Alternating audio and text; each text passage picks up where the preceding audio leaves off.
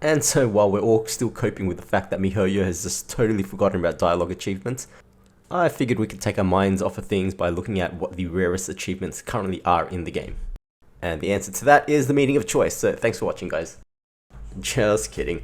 But yes, the meaning of choice, the achievement to select 3 gendered dialogue options, is in the top 5 rarest achievements in the game, but surprisingly, it's actually not the rarest, but rather our number 5. If you're a subscriber to the channel, you're probably already well aware of our ongoing quest to get this achievement.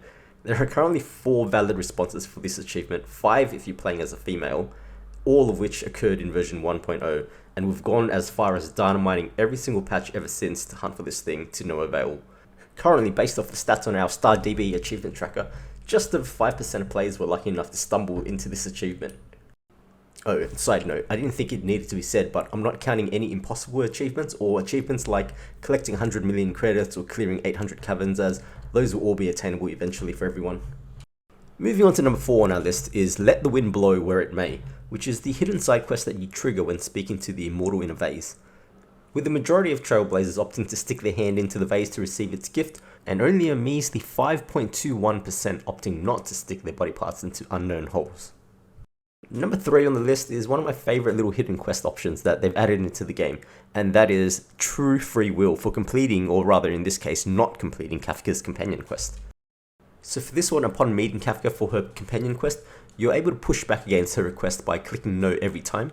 At one stage, they even try to pull the NPC repeated dialogue trick on you, even going as far as greying out the option that you last selected in order to trick you into agreeing. But if you insist and you keep on clicking no, you're able to end the quest right then and there, putting yourself into an elite club where no Kafka simp dares to venture.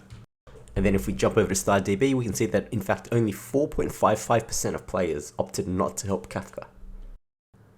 Now, number 2 came as a total surprise to me. In fact, I should probably make that the name of my clickbait video title. Rarest Honkai achievements, you won't believe what number 2 is. But yeah, at 3.49%, we have All is Fair in Love and War. And so that achievement actually comes from one of the rare side quests with 3 possible endings. This one is from the Lawfu eating competition, where you either win, lose, or win via cheating. So almost 60% of the players lost when it came to the eating competition, roughly 9% coming out with a win. But did you know that you can actually choose Let's Eat twice, followed by drink as much as water as you want, and then you get presented with the option to sneak your buns onto someone else's plate, which gets you the win by cheating. And now the one we've been waiting for, and this one actually takes it by a landslide at a measly 0.5%, yes, half a percentage, and it goes to Friend of the Cloud Knights. So this achievement had everyone up in a tizzy in patch 1.2, as we were all scrambling to figure out how the heck you were meant to get this achievement. And as it turned out, you couldn't, well, not unless you started playing in version 1.2.